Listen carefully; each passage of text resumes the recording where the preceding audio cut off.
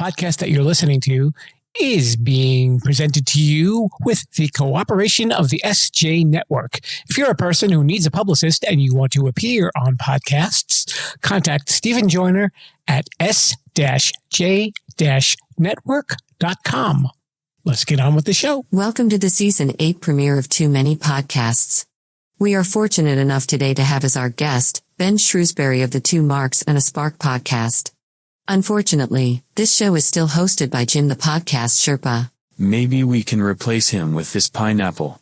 I don't think anyone will notice the difference. Attention, rebels of the Sherpalution. Today's podcast is brought to you by Audible. We would like to give you a free audiobook download and 30-day free trial simply by heading to www.audibletrial.com/Sherpa. There are over 180,000 titles of audiobooks and podcasts, including this one, to choose from for your iPhone, Android, Kindle, or MP3 player. And now, the one and only Mr. Bruce will lead you into the Sherpa Chalet. As a reminder, since the Sherpa is a man of questionable taste, many of the foods sold in our cafeteria will be also. Welcome to Too Many Podcasts, the podcast about podcasts. Now, podcasting from the Sherpa Chalet on Mount Podcastia, here's your host, Jim, the Podcast Sherpa. Psst. Hey, podcast listener, guess what? You are listening to the Season 8 premiere of Too Many Podcasts. In case you're wondering what it is that I do, it's a podcast about podcasts and so much more. That means that I get to talk to podcasters about their shows, and we all make recommendations for other stuff that you can listen to. And we also speak to folks in the entertainment world, and we also speak to people with interesting occupations and kind of get to know what goes on behind the scenes of those occupations. So it's all sorts of stuff. Who am I? Jim the Podcast Sherpa. Of course, you didn't know that? Well, now you do. Didn't you hear the intro? I was there. Okay. Anyway, we are here Season 8, and we are kicking it off with a really cool guy that I had the pleasure of meeting and soon will hopefully be working with by the time this episode is out. His name is Ben Shrewsbury. He is the co-host with his friend Bryce of the podcast called Two Marks and a Spark, and it's all about pro wrestling. So we got to talk about all sorts of stuff with wrestling. His lifetime-long obsession with pro wrestling, and he's still a pretty young guy, but it's still a pretty long obsession. And we got to talk about all sorts of other stuff too, getting to know Ben a little bit, and we had a lot of fun speaking with him, but judge for yourself. So let's flip the switch over to the wrestling room, and you can catch my interview with Ben Shrewsbury of Two Marks and a Spark. Hello there, Rebels. We are here in the wrestling room, and I'm actually talking to a guy who may actually end up being my tag team partner for another podcast. His name is Brent? His name is Ben Shrewsbury. And he is the co-host of the Two Marks and a Spark podcast, where they talk about wrestling, but I know he's branching out into a couple of other things too, and we're going to get to know him, and we'll get to hear about his podcast. Welcome to the show, Mr. Ben. Well, hi there. It's finally good to be here. We've tried to do this like 4 different times. And we'd have to find each other eventually. We played tag on this thing for about 3 weeks. You know, I think you are the only person I've ever met from North Dakota. Really? I'm actually from Minnesota originally. You're from Minnesota? Okay. And you moved, what moved you to Fargo, North Dakota? Job opportunity, life, it happened. I mean, you go from Minnesota to North Dakota. You must love the winter. No, I hate winter. This is just where I live. I didn't choose this. This chose me. It's so funny because my co-host, who has been my best friend since 6th grade, I love the guy to death. He's like, why the hell are you moving yourself to North Dakota? He's like, I don't get it, but you do you. We're still doing our show. So you went from one place where you get 3 feet of snow in the winter to another place where you get 3 feet of snow in the winter. Or 12, depending on the week. I mean, supposedly we're getting a mild winter this year. I don't know if I believe that. What is a mild winter considered in North Dakota? A foot of snow at all times. and slightly above 10 below. And you'll still slip and fall on the ice a minimum of 4 times. And whether or not you get up depends greatly on where you fall. There's going to be an episode of the show that comes out and you record so far ahead of time, who knows if it'll actually ever happen, but you'll be like, hi, everybody, I just slipped and fell and cracked my head open. Ben predicted it. If you remember back to like months ago, Ben literally said this was going to happen. You were saying before that about telling people that have a wrestling podcast, but we can talk about it here though. This is a safe space for us. Yeah, I'm a total geek. I have a wrestling show, which is kind of like admitting you've been to federal prison. Or perhaps you were a prisoner in Alcatraz. It's like admitting the same thing. You get the funniest looks because people will look at you one of 2 ways. They will be like, oh, that's cool, dude. Or what the hell is wrong with you? And there is no in between, especially up here. Wrestling is about as lively up here as snow is in Southern California. So, there's nothing. So if you want to make yourself stand out by just saying that, you're in the perfect location to do so then. Yes, I might be the only wrestling podcast in the state of North Dakota. But you might be the best one, though. Yes, I'm by default the best one because I'm the only one I know about. There you go. That's a good way to capture a market. Right? I dominate the North Dakota wrestling market because I'm the only one doing anything. Watch this. I'll get emails that go, wait a minute, he's not the only one. Yeah, you're going to get an email like 2 days after this show comes out, and they're going to be like, what the hell is this guy talking about? There's like 50. And I'm going to be like, I didn't know. Whatever. I don't care. So when did you start following wrestling? Oh, God. When didn't I follow wrestling is honestly a more accurate question. 2008? 2007? Yeah, I was like 8 when I started watching. So I've been with this for a long time. Wrestling, it either dies when you get older to you, or it's like a thing. It's like a finger. You never lose it.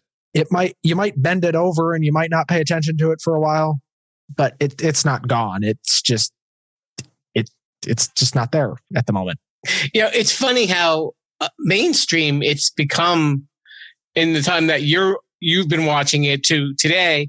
But prior to that, really prior to the Hulk Hogan era, it was it was almost underground.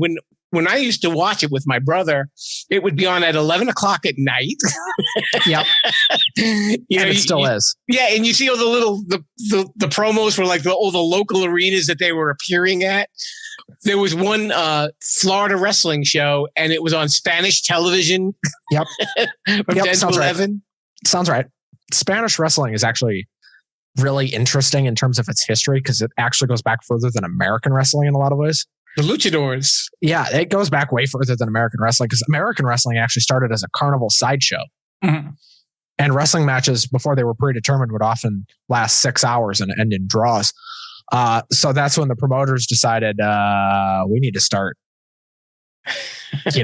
making sure somebody wins here. Well, the show that we watched on Spanish TV, it wasn't Spanish wrestling, but it was like from Florida. And it was with a commentator named Gordon Soley. Florida Championship Wrestling, Gordon Soley and Rusty Rhodes. And that's where Hogan actually first started, was down in Florida. And it's really interesting how Vince essentially stole him and made him what he is. But I don't know. I still think there's a wrestler that should have been the size of Hogan that wasn't, who was not on that many steroids. He was on steroids, but he wasn't on that level of steroid. Did you have like a favorite wrestler growing up though? Was there any idols or? What's funny is my favorite wrestler growing up, it has been the catalyst for so many different wrestling, like revolutions, if you want to call them that. I say that in air quotes for a reason. Mm-hmm. My favorite wrestler growing up, because I hated Shawn Michaels with a vitriolic passion, which is funny because he was the good guy at the time I started watching, but I hated Shawn Michaels. And at the time when I started watching, he was feuding with Chris Jericho. So I fell in love with Chris Jericho, who jumped from WCW to WWF right as WCW started to crash in '99. And then as WWE has fallen upon these dark, almost borderline unconsolable times that they're in now. Not financially, mind you. They're still getting that Saudi blood money. But well, that's what it is. All right. Let's be honest. They're getting like $1 billion to run shows in Saudi Arabia twice a year. Like, come on. And their plane had technical issues the last time they were there. Yeah, that's a whole different podcast. I could do a whole show on that. And this is not to go on a side tangent. On the Saudi thing. 2019, they go down there, right? They go out there. Their plane gets grounded by the Saudi prince. They can't leave. Really? They were there on a Thursday. They run a pay-per-view on a Thursday night in Saudi Arabia. They have a show on a Friday. They have SmackDown on Friday, and it's live. So they don't have any wrestlers. Their commentators are stuck there. The only people that got out were Brock Lesnar because he had a private jet. Brock Lesnar's agent because he flew with Brock. Vince because apparently the captain doesn't go down with the ship anymore. And like the people that just didn't go because they didn't want to go because they're like, no, Vince, this is a bad idea. And there were actually quite a few wrestlers that were like, no, I'm not going. Just for different reasons. Like Sami Zayn, it was a religious reason. He's like, guys, I'm not going. Kevin Owens didn't go because he doesn't care. He's like, no, this is stupid. What? Everybody there besides like the corporate people realize this doesn't make sense, but whatever. So they get stuck. So they have to call up their entirety of their developmental roster to run a SmackDown show. It ends up being 1, the highest rated SmackDown of the year, and 2, considered one of the best episodes of SmackDown of all time. Oops. Wasn't even our actual guys, and we did it. It worked. Oh well. Were you a fan of going to the live shows too, or you were just yeah? I love going to the live shows. I didn't get to go for quite a few years. I just didn't. I was young when I started watching, and my parents had no interest. I'm an only child, so how am I gonna go? Finally, in 2014, my mom says, "Screw it, we're gonna go." I guess I'm gonna hate it, but we're gonna go. And it was the Elimination Chamber pay-per-view in 2014. I was in the nosebleeds, but you would have swore I was sitting front row for how much fun I had. It was a bad show too. I will fully admit to you that was a bad show, but I had fun. And I'm going to another show next month. I'm going down to Minneapolis for AEW Full Gear next month. But let's get back to my show for a second. Sure. You want to hear the funniest crap ever? Okay. I'll tell you how my show started. It was New Year's Eve and I'm drunk on a couch. I know where it sounds like this is going. And I say to my friend Bryce, who's now my co-host, my partner in crime, whatever you want to call him. I said to him, do you think we could do a wrestling podcast? And he looks at me and he says, what are you talking about? And I'm like, you think we could do a wrestling podcast? And he's like, you know what? Normally I'd say no, but let's go for it. We're already past any level we thought we were going to get to. Just going to be honest. Have you had any favorite guests so far? Because I know you guys will usually talk about a lot of the pay-per-views and the events that are going on because you kind of stay current. Unlike me, It was 8 years ahead. Right. Well, I wish I could have your taping schedule. Because if I could do that, I don't think I would have a worry in the world. But my favorite guests have been the ones that show up that are just down to earth people. Like, great example, Rob Hockman came on my show, who used to work for WWE. Nicest guy in the world. I'm grateful to call him a friend now. We get drunk every time there's a pay-per-view. I love it. Michael Lloyd, who I know by the time this has come out, he was probably on your show a couple months ago, but great guy. Just awesome interview. Scott Schwartz was awesome. Just Nikita Breznikov was phenomenal. And I can't go without mentioning Kenny Bolin because he's my buddy. Of course. But it's really interesting to me this podcasting world, it's so big, but yet it feels so small a lot of the time. Because everybody, it feels like, has a lot of the same guests. It's weird. Like, this is the first show I've been a guest on, by the way. As we're recording this, I'm going on 2 more this week, but so I'm breaking you in. Yeah, you're breaking me into this mess, and I don't think I'll ever break out. But you're doing fine, Ben. You're doing fine. I got the podcasting bug earlier this year, and I can't stop itching it.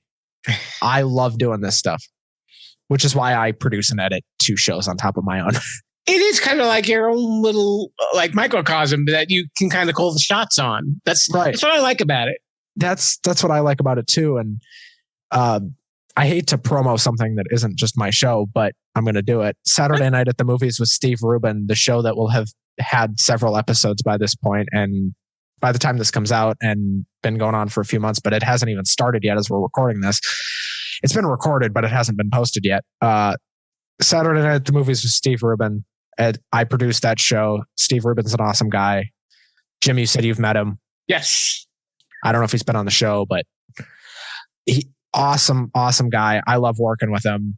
Massive baseball fan, so we get along that way. But I love doing that show. We've only done a couple episodes to this point, but I'm having a blast with it. Go check it out. I think he does an awesome job. Yeah, I had Steve on a while back, and this was just when the Bond Encyclopedia was coming out, and he was just such a natural guest. So going right into that was probably like nothing for him. He could always just blink an eye and like, okay, I'm ready to do a podcast now. Well, it took a lot of talking into it, and I got approached with the opportunity probably a month ago from when we're recording this, and I didn't think it was going to happen. Like, because mutual contact came to me and said, hey, this might be a thing. And I said, well, let's get it from a might be to let's just do it. And after a couple conversations with Steve, it became a very real thing. And then we just kind of fell into it. And it was natural snap of a finger. Let's just get it going. And I'm having a blast with him, man. He's so easy to work with. Yeah, he's a big movie lover too, and movies and TV. So he is almost like an encyclopedia himself, right? He has that kind of knowledge. He totally is. And I was sitting there. We recorded a week ago from when we're recording this, and we were sitting there recording, and I'm just sitting there listening to it because I'm the producer. That's my job. Make sure everything comes through okay. I'm just sitting there listening to him talk, and I'm like, this guy knows. This guy will forget more than I will ever know about anything. Like. Oh my goodness gracious. This guy is so smart. And it blew me away. I didn't expect half of what I got. And I was like, wow. And it's kind of the same thing with a podcast guest. Maybe you don't have high expectations going in, and then you interview him and you're like, this is a good show. Where did this come from? And sometimes it just takes that weird little turn, and all of a sudden this is a completely different interview. It's like this show started as, hey, let's talk about the book you're writing. And now we're talking about some weird science fiction thing from 35 years ago that nobody remembers except for us. That's where this goes most of the time. And you can do that, and it's perfectly normal. Isn't that the funny thing about it? Right. And nobody looks at you weird because, one, it's an audio show. They can't really look at you. 2, it's a podcast. Who cares? Well, you're on internet radio, so they might look at you kind of funny, but I don't know. I know a while back, I got to interview Jill Whelan, who played Vicky Steubing on The Love Boat when she was a little kid. And we ended up talking about how much she's in love with the chicken rotisserie set it and forget it thing.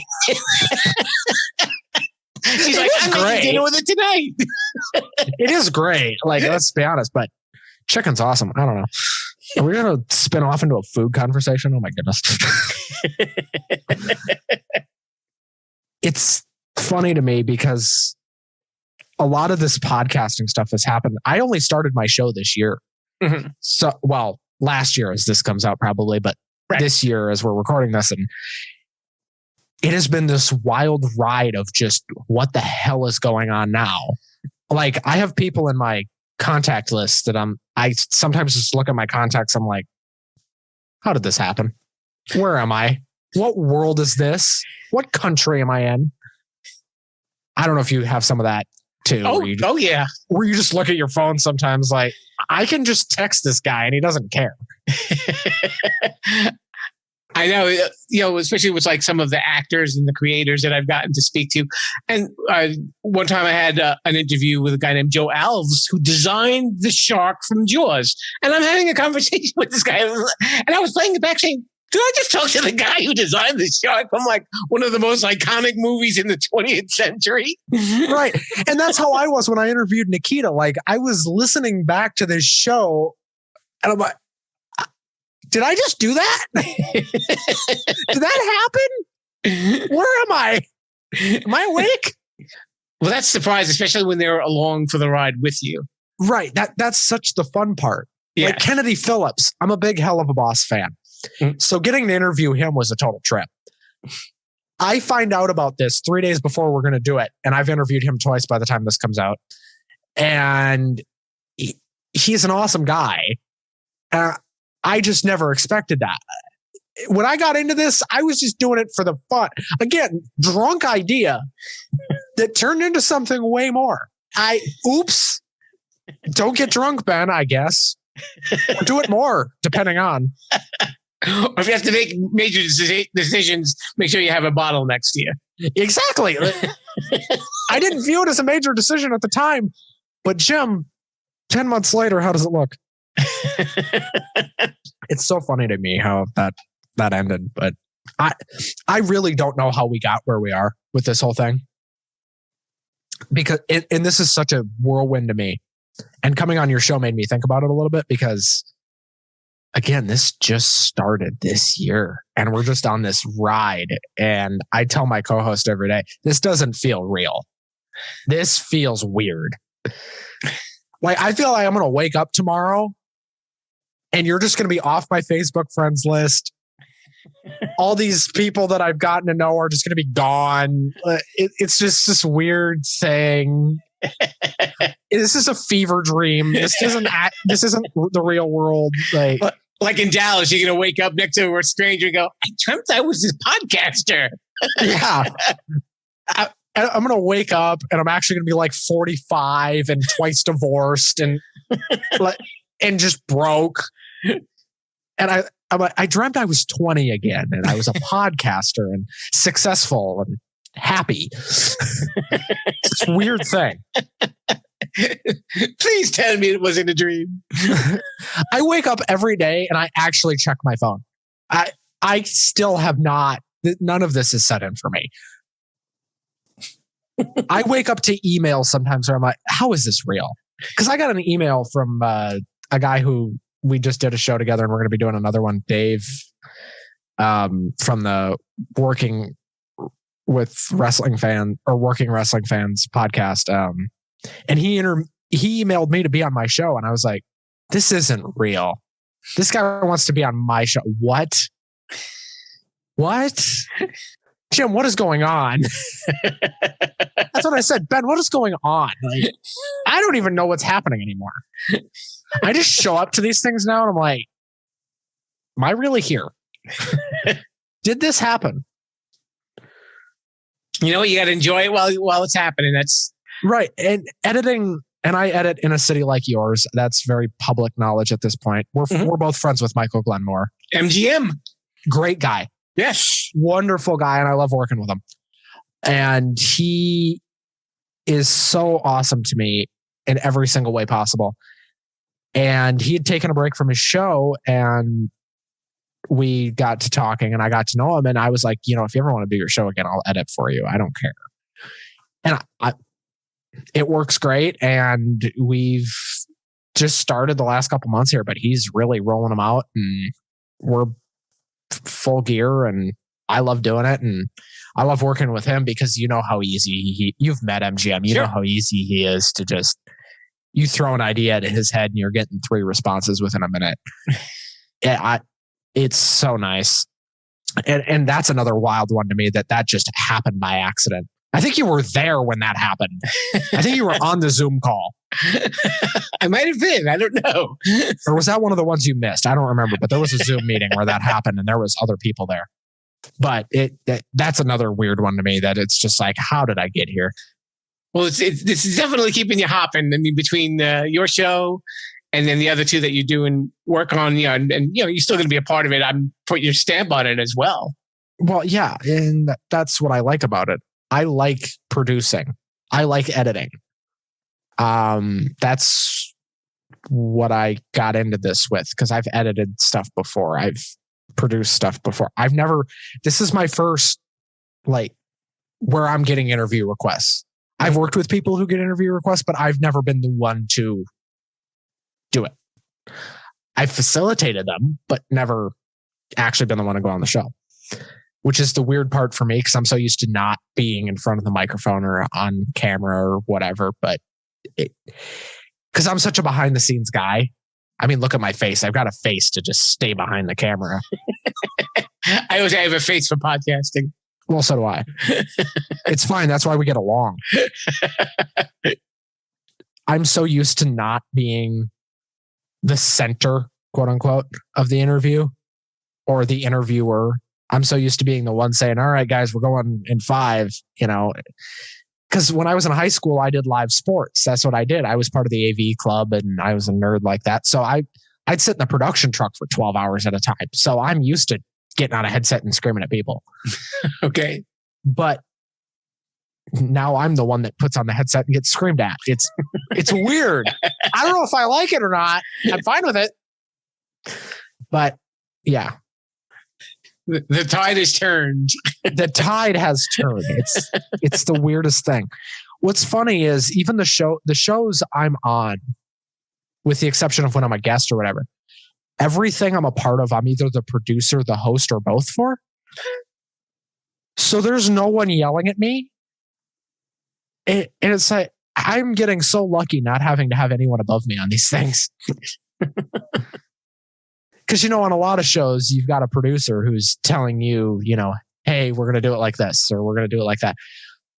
Everything I do is go do your thing, guys. You know what I need, so just go do it. I love doing it, though. All right, so since we're talking so much about podcasting, I'm sure there are certain podcasts that you like to listen to. Yeah. I listen to pretty much the entire ad-free shows network. Grilling JR. These are all wrestling podcasts, by the way, if you guys like wrestling. Okay. Grilling JR. 83 Weeks with Eric Bischoff. The Bill Simmons podcast. That's a sports podcast, but he talks about wrestling sometimes because he's a nerd. What? I love Bill Simmons, but the guy's a nerd.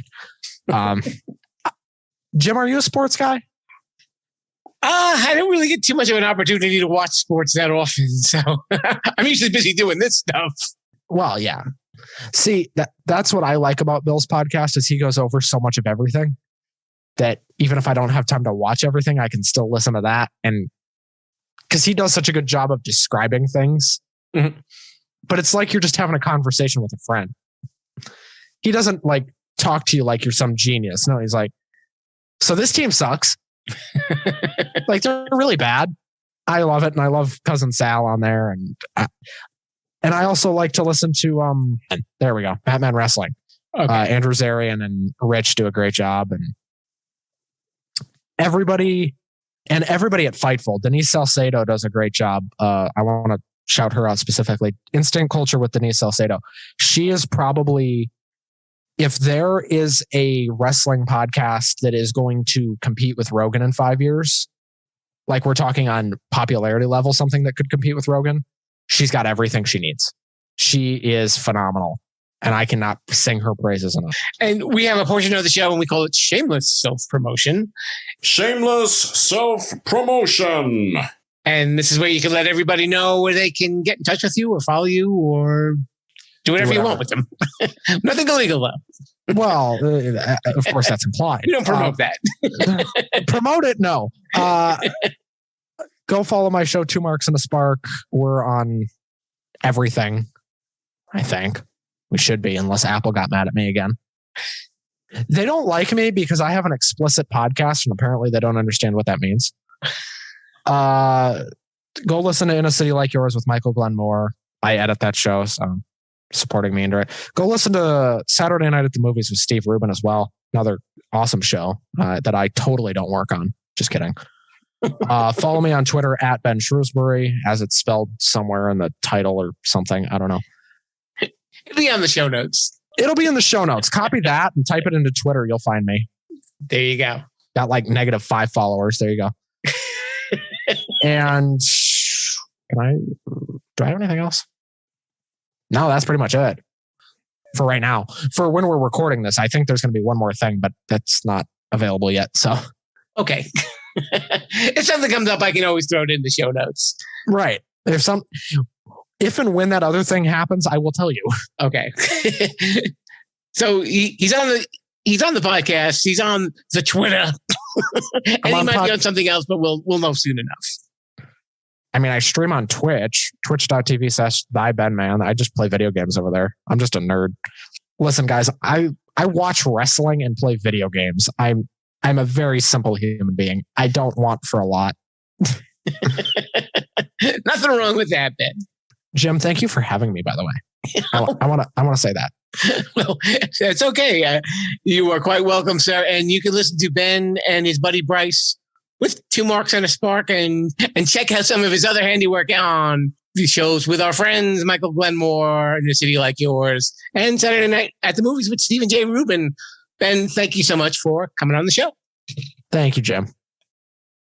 We're on that internet thingy at Sherpalution.com. And now it's time for Sherpa Suggestions.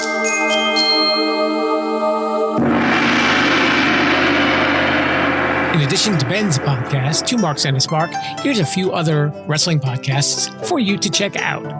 There's The Art of Wrestling with Colt Cabana. Talk is Jericho, and yes, it's the same Chris Jericho that Ben referenced in his interview. Cheap Heat, the Chad Dukes Wrestling Show, the Taz Show, Taz is a wrestler, the Steve Austin Show, the Don, Tony, and Kevin Castle Show, the Ross Report, that's with Jim Ross, the Kevin Gill Show, the VIP Lounge with MVP, Clubbering Time, and of course, the Jim Cornette Experience. Jim was a manager in the early WCW days who used to whack people with a tennis racket. So don't commit a foul and check out one of these podcasts before somebody throws me through a table. Thank you.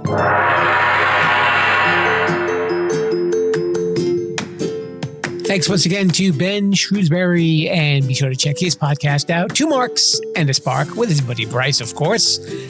And next week, we will be visiting the Sherpa Screening Room, and we will be talking to a guy named Michael Lloyd. And you might know Michael from Queen of the South from the USA Network, where he plays Flacco. And we had a lot of interesting conversation with that tete-a-tete. You can listen to this show on your favorite podcast app or my website, Sherpalution.com. And speaking of Sherpalution, that's where you can follow me on Twitter, Instagram, Facebook, and maybe even TikTok, where I show up there on occasion. So thank you so much for listening, and we will catch you next time.